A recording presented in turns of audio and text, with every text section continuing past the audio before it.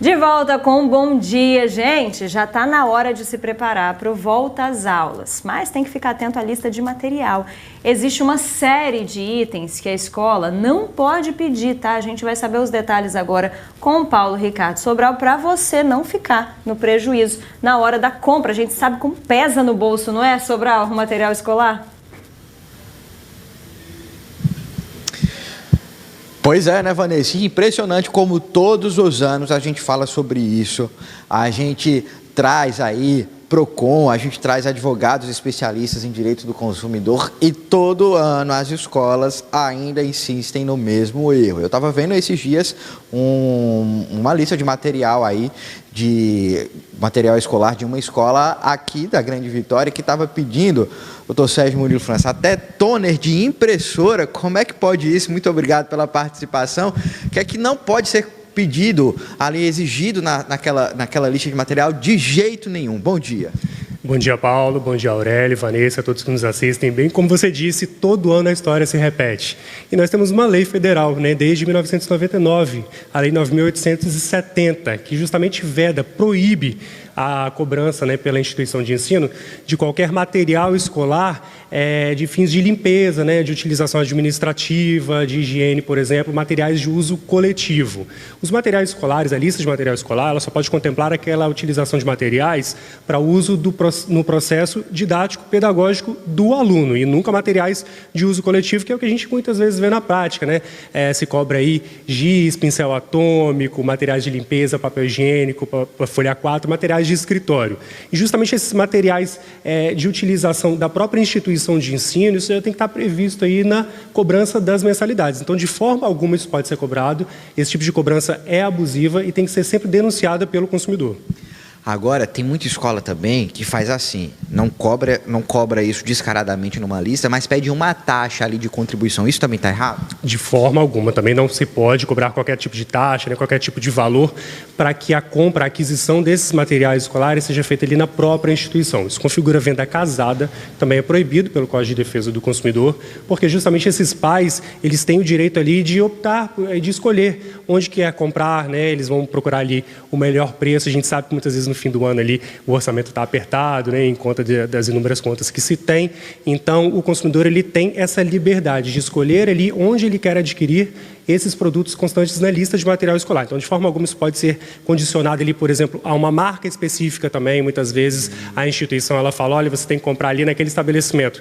Não pode, de forma alguma, direcionar a aquisição a qualquer tipo de estabelecimento ou marca específica. Além de marca específica, eles também podem exigir, por exemplo, que traga tudo de uma vez até o fim do ano? Também não, de forma alguma. Por quê? A gente sabe que o orçamento, né, das famílias é apertado, né, no início do ano, e justamente a lei federal prevê isso aí para poder auxiliar esse consumidor que é mais vulnerável, né, na letra da lei. Muitas vezes a lista de material ali, ela é extensa, os pais não têm condições de adquirir tudo ali de uma única vez e muitas vezes o estabelecimento de ensino ele perpetra essa prática abusiva. Ele, olha, você tem que entregar em até 30 dias, até a data X, né? E justamente essa lista de materiais escolares, ela prevê ali a utilização no projeto pedagógico do aluno. Então, os pais, por exemplo, eles têm que ter ali acessível o plano pedagógico, quando que você vai utilizar cada material, para que ele possa entregar essa lista, esses materiais, de forma escalonada, se ele preferir. Doutor, tem uma pergunta de telespectador, o Aurélio e a Vanessa vão repassar e eu repasso para o senhor. Pode ficar à vontade. Sobral, é o seguinte, o Vinícius de Jardim Azteca está perguntando se a escola pode pedir papel higiênico, doutor.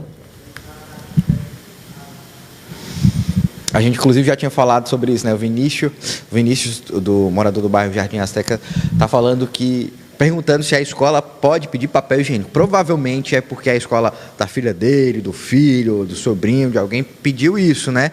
E aí, como a gente já respondeu que não pode, que isso é errado, vamos responder de uma forma diferente para o Vinícius, então, dizendo o que fazer nessa situação. A escola está ali exigindo e eu, como pai, como responsável pela criança, faço o quê diante dessa exigência? Isso que aconteceu com o Vinícius acontece com muitos pais, infelizmente, né, como a gente disse. Quando você constatar uma abusividade ali de determinado material ali na lista escolar, muitas vezes o pai vai ter dúvida. Ele pode pedir, e a lei prevê essa obrigatoriedade, da instituição de ensino informar ali, apresentar esse plano de execução, né, pedagógico. E nesse plano de execução tem que estar prevista a utilização de cada material que está sendo cobrado ali na lista de material escolar. Então, por exemplo, tem ali uma uma determinada cola, né, com purpurina, e ali o pai está duvidando de se isso vai ser utilizado mesmo no projeto pedagógico ali do seu filho. Ele pode pedir esse plano de execução, e esse plano de execução tem que contemplar qual que é a atividade, mais ou menos o período que isso vai ser utilizado, e muitas vezes o papel higiênico, por exemplo, não vai estar previsto nesse plano de execução, certamente. Porque é uma coisa descarada de pedir, né, um papel higiênico. Aí ele pode bater o pé e dizer, não vou, e corre o risco de ele sofrer algum tipo de constrangimento, ou pior, o filho ou a filha dele, o sobrinho, aquele aluno, sofrer algum tipo de constrangimento? Não, de forma alguma. Qualquer tipo de constrangimento é ilegal nesse caso. O consumidor que se deparar com esse tipo de cobrança abusiva pode comprar todo o material escolar que ele entende, né, ser cabível e ser necessário, ser o correto, e deixar de adquirir esse. Leva a lista ali o PROCON do seu município, o PROCON estadual, pelo PROCON estadual, procon.es.gov.br, ou pelo telefone 151, o consumidor pode registrar ali a sua reclamação, e aí o PROCON vai enviar fiscais ali e vai realmente verificar, e se constatar dessa irregularidade, dessa abusividade nessa cobrança, pode até aplicar multas aí altíssimas à instituição de ensino. Perfeito. Tem mais perguntas? Podem ficar à vontade. O Sobral, e também ao nosso entrevistado, o Sérgio, porque isso, como o próprio Sobral disse, né, Vanessa, é um tema que todo ano a gente traz aqui, infelizmente. Ou seja, as escolas continuam praticando o errado. Claro que é uma minoria, né? A maioria a gente acredita que faz certo. O Ricardo, ele fala exatamente isso, Sobral. Todo ano acontece isso. Por que, então, não tomar uma atitude mais enérgica com as escolas para que isso não ocorra mais? Eu gostaria de escutar a opinião do advogado. Claro que isso é uma responsabilidade do PROCON, né? Mas o que os pais podem fazer? É procurar a justiça mesmo para reservar seu direito, já que todo ano está acontecendo? Deu para citar daí, do Fernando? Deu para citar aí do Fernando?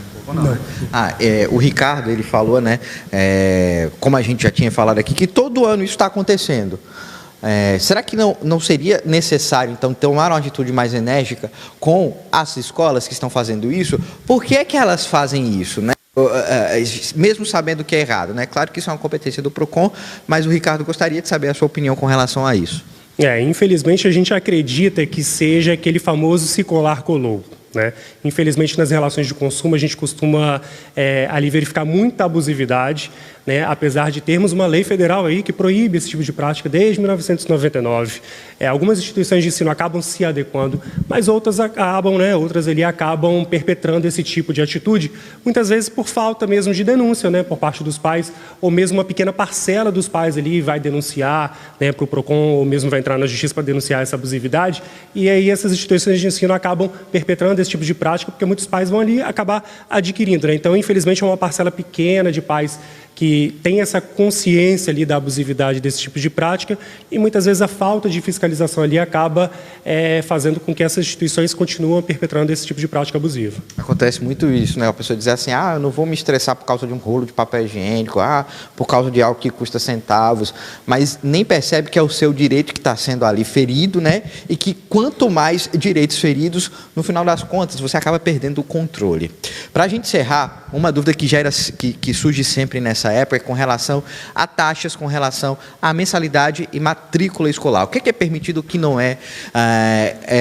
A gente fala também sobre essa questão dos aumentos nas matrículas, né? Como é que ele deve ser realizado? Como é que funciona essa questão referente às mensalidades ou taxas de matrículas? A questão das mensalidades escolares também geram muitas dúvidas ali aos consumidores. Por quê? Muitas vezes o consumidor ali, os pais, eles ficam reclamando, né? Porque pagam. Por que eu estou pagando a taxa de matrícula? Por que eu estou pagando o mês de janeiro, né? O mês de férias escolares, ou o mês de julho, que é o mês de férias escolares? E, na verdade, esse contrato, né, de prestação de serviços educacionais, ele prevê a cobrança pelo ano ou pelo semestre, né? Ali dependendo da forma de prestação desse serviço.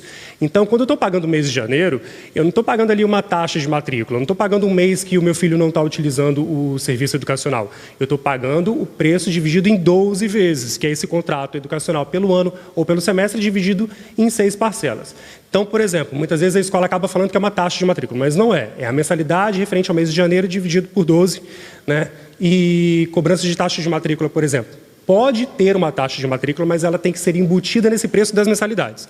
Não pode estar fora das mensalidades, e as mensalidades só podem ser reajustadas uma vez também a cada 12 meses, e tem que ter previsão também de um plano de execução, né, uma planilha de custos que justifique esse reajuste da mensalidade.